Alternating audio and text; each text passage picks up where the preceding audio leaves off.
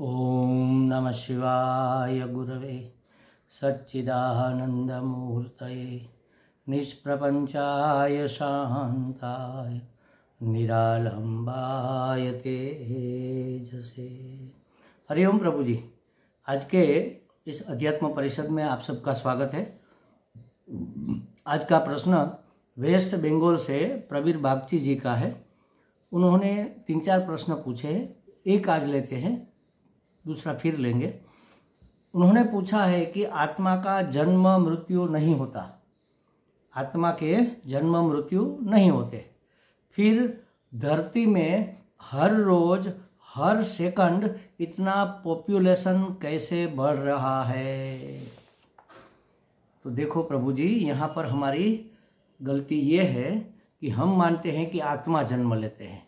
आत्मा जन्म नहीं लेता, ये उपाधि का जन्म होता है। सूक्ष्म शरीर उपाधि को धारण करता है। जैसे देखो, ये घड़ा है और इसके अंदर के स्पेस को हम घटाकाश कहेंगे। ये बड़ा घड़ा है, ये छोटा घड़ा है, तो ये छोटे घड़े के अंदर को छोटा घटाकाश, ये बड़ा घटाकाश। तो ये घटाकाश का जन्म हुआ और घटाकाश की मृत्यु होगी। अब वास्तव में जो देखो तो घटाकाश का जन्म होता है या उपाधि का। एक मिट्टी का लोंदा लेकर हमने चाक पर रखा, उसके अंदर ऐसे उंगली रखी और स्पेस बन गई, मतलब पोला हो गया, तो आकाश तो वहाँ पर था ही। कहीं से आकाश का जन्म नहीं हुआ, घटाकाश का जन्म नहीं हुआ। आत्मा माने घटाकाश समझ लो। तो घटाकाश का जन्म नहीं होता, ये सर्जन होता है घड़े का, माने घट की दीवार का सर्जन होता है। तो उसी तरह हमारे पूर्व के माने आज अभी इस क्षण के पहले के, इस जन्म के और अगले अनेक जन्मों के कर्मों के फल, कर्म जो हमारे किए हुए कर्म है, पड़े हुए हैं, उसका वह फल देने के लिए परिपक्व होते हैं। तब उस फल को भोगने के लिए हमारा जन्म होता है। जन्म तो होता है, लेकिन उस कर्म का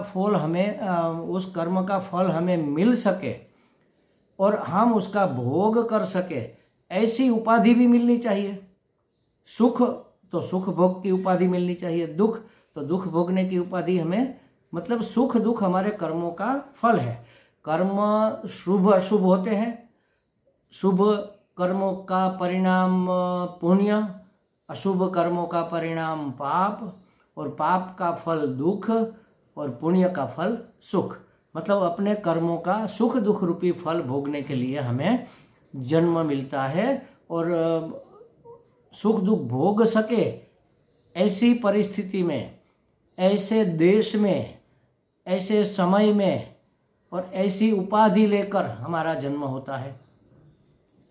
और जहाँ हमारा जन्म होता है वहाँ हमारे आसपास के, हमारे संपर्क में आने वाले सब व्यक्ति वस्तु पदार्थ के साथ हमारा ऋणानुबंध होता है।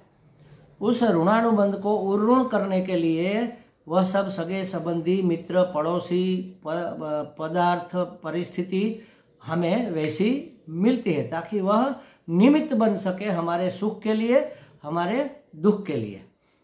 और तीसरा, हमारे मन में कई कामनाएं भरी पड़ी है। तो जो कामना हमने की है, उस कामना की मैक्सिमम कामनाओं की पूर्ति के लिए परमात्मा कृपा करके हमें ऐसी परिस्थिति में भेजता है जहां हमारी कामना की पूर्ति हो। तो अपने कर्मों का फल भोगने के लिए, अपनी कामनाओं की पूर्ति के लिए, अपने ऋण से उर्ऋण होने के लिए हमें जन्म मिलता है। अब ये कामना और ये कर्म का फल भोग, ये सब कहाँ रहता है? कामना हमारे सूक्ष्म शरीर में, हमारे अंतःकरण में रहती है। तो उस कामना के रहते, अगर कामना की पूर्ति के लिए हम प्रयत्न भी करते हैं इसी जन्म में, लेकिन पूर्ति होती है तो लोभ लगता है कि नहीं और चाहिए और चाहिए, और कामना की पूर्ति नहीं होती है तो द्वेष होता है, क्रोध होता है।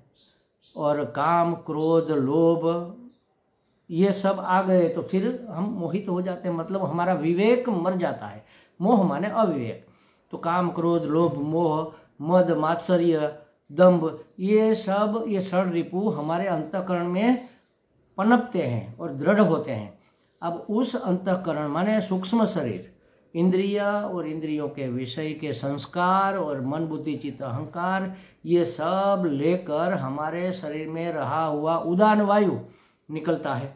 जैसे बगीचे में से वायु आती है तो फूल की सुगंध आती है ना, तो उसी तरह इसकी गंध लेकर हमारी वासनाओं की गंध लेकर, हमारी कामनाओं की गंध लेकर यह शरीर जाता है और दूसरा शरीर धारण करता है, जहाँ उसकी वासना पूर्ति हो, जहाँ उसके कर्मों का फल मिले, और जहाँ इस जन्म में किसी से ऋण लिया है, ऋण दिया है, तो वह उऋण हो सके। किसी ने हमारे ऊपर उपकार किया तो उपकार का बदला देने के लिए वह परिजन हमारे आसपास रहेंगे, और किसी से हमने उपकार लिया या हमने किसी के उपकार किया तो ये लेन देन का व्यवहार वहाँ पर दूसरे जन्म में भी होगा। तो देखो महाराज, जैसे आकाश तो आकाश है, सर्वत्र व्याप्त है, सर्वत्र व्याप्त है। कोई ऐसी एक अणु मात्र भी, एक सुई की नोक के बराबर भी जगह नहीं है जहाँ आकाश न हो। तो आकाश तो है ही। अब ये घड़े की दीवार बनी तो अंदर का आकाश कहीं से आ नहीं गया, वहां पर था, लेकिन वो पिंड था, तो आकाश पिंड के अंदर छोटे छोटे छिद्रों में था, कण कण में था। वो ये स्पेस होते ही इसके अंदर आकाश हमें दिखने लगा। अब ये कहेगा कि ये मैं महान हूँ और ये कहेगा मैं क्षुद्र हूँ, तो ये तो हमारी बेवकूफ़ी है, हमारा अज्ञान है कि हम बड़े बड़े, जिसके पास बड़ा स्पेस है वो बड़ा आदमी, जिसके पास छोटा स्पेस है वो छोटा घड़ा। तो घड़े की दीवारें मतलब उसका जो शरीर है, उसकी जो उपाधि है, ये घड़े की उपाधि है। तो उपाधि का जन्म और मृत्यु होता है, उपाधि का सर्जन और विसर्जन होता है। आत्मा तो है ही, आत्मा का जन्म मृत्यु नहीं होता।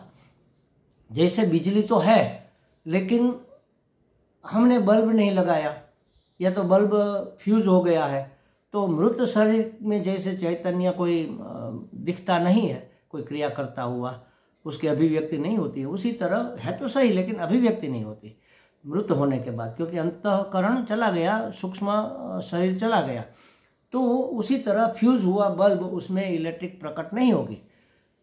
लेकिन अगर बल्ब फ्यूज नहीं हुआ है तो वहाँ बिजली प्रकट होगी। कितनी होगी? जितनी बड़ी उपाधि।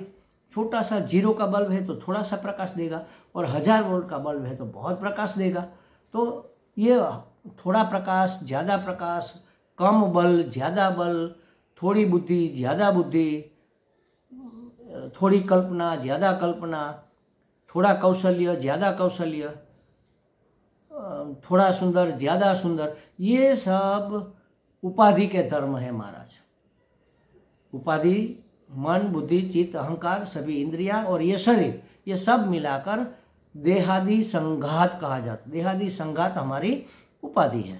जैसे बल्ब में बाहर का कांच का गोला होता है, उसका बेज होता है, उसके अंदर फिलामेंट होती है या तो गैस होता है, जो भी अंदर है, ये सब मिलकर उसकी उपाधि बनते हैं जो बिजली को अभिव्यक्त करते हैं। इसी तरह हमारी यह उपाधि परम चैतन्य को, अनंत तत्व को, परमात्म तत्व को आत्मा के रूप में, जैसे घटाकाश के रूप में आकाश को अभिव्यक्त होना है, उसी तरह आत्मा के रूप में परम चैतन्य हमारे अंदर, हमारे भीतर, हमारे रोम रोम में अभिव्यक्त होता है। तो ये स्पष्ट है कि आत्मा का जन्म मृत्यु नहीं होता।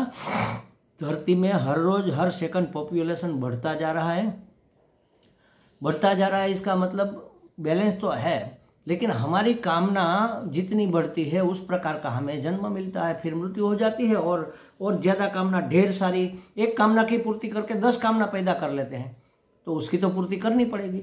और कामना से परिपूर्ण कर्म करते हैं जिसमें अहम मिला हुआ होता है, अहंकार, तो उस कर्म का फल हमें भोगना होता है। जब मैंने किया तो मैं भोगूंगा।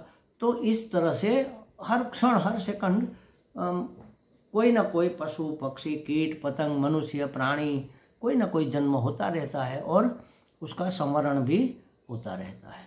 तो ये बात एक स्पष्ट हो जानी चाहिए कि जैसे आकाश का घटाकाश के रूप में जन्म नहीं हुआ, उसी तरह परमात्मा का आत्मा के रूप में जन्म नहीं होता। लेकिन जैसे आकाश घड़े के अंदर घटाकाश के रूप में अभिव्यक्त होता है, उसी तरह परम आत्मा इस देहादि संघात में, इस उपाधि में आत्मा के रूप में प्रतिबिंबित हो रहा है, अभिव्यक्त हो रहा है। वास्तव में आत्मा का तो कोई जन्म होता ही नहीं। ऐसी कोई जगह नहीं है जहाँ आत्मा न हो। पूरी सृष्टि आत्म चैतन्य से ठसाठस भरी हुई है। अगर जगह होती तो कहीं आते जाते ना। मैं कई बार उदाहरण देता हूँ, जैसे समझो कि ये घड़ा है। अब घड़े के अंदर हमने पेन रखी। अब इस घड़े को हम उठाकर यहाँ ले गए तो घड़े के साथ पेन भी यहाँ पर गई। लेकिन ये दूसरा घड़ा है जिसमें हमने पेन नहीं रखी है, उसको उठाकर हम यहाँ लाए तो उसके अंदर का जो आकाश है वो भी यहाँ गया क्या? नहीं जाएगा। क्यों नहीं जाएगा? क्योंकि पेन यहाँ थी और यहाँ नहीं थी। तो यहाँ थी, जहाँ से लेकर यहाँ गए तो वहाँ नहीं थी, इसलिए गया। तो आकाश तो हर जगह व्याप्त है। कहीं खाली हो तो आकाश जाए ना। आने जाने की सुविधा तो होनी चाहिए। तो उसी तरह आत्म चैतन्य ठसाठस इस सृष्टि में भरा पड़ा है, तो कहीं से आना जाना आत्मा का तो होता ही नहीं। सिर्फ अपनी उपाधि के अनुसार आत्मा की अभिव्यक्ति होती है। पशु प्राणी पक्षी में थोड़ी कम अभिव्यक्ति होती है, पेड़ पौधों में इससे भी कम होती है, पत्थर पहाड़ में इससे भी कम होती है, मनुष्य में सबसे ज़्यादा होती है। मनुष्य से भी ज़्यादा देवताओं लोगों में होती है, और देवताओं से भी ज़्यादा ब्रह्मा विष्णु महेश मुख्य देवता जो है उसमें होती है। उससे भी ज़्यादा ब्रह्मा जी में, ब्रह्मा जी से भी ज़्यादा नारायण में, नारायण में संपूर्ण चैतन्य, नारायण स्वरूप ही पूरा चैतन्य है। तो कहने का मतलब ये है कि आत्मा का जन्म नहीं होता, क्योंकि वह परमात्मा ही इस उपाधि के माध्यम से, उपाधि की मर्यादा के अनुसार आत्मा के रूप में अभिव्यक्त होता है तो सही वहाँ पर। लेकिन दीवार बनती है तो जैसे घटाकाश कहा जाता है, उसी तरह ये उपाधि बनती है तो उपाधि के अंदर अभिव्यक्त होने वाले चैतन्य को आत्मा कहा जाता है। हमें लगता है प्रवीर बागची जी को कुछ स्पष्टता हो गई होगी। आपका दूसरा प्रश्न बाद में फिर लेंगे। ओम पूर्णमदः पूर्णमिदं पूर्णात् पूर्णमुदच्यते पूर्णस्य पूर्णमादाय पूर्णमेवावशिष्यते।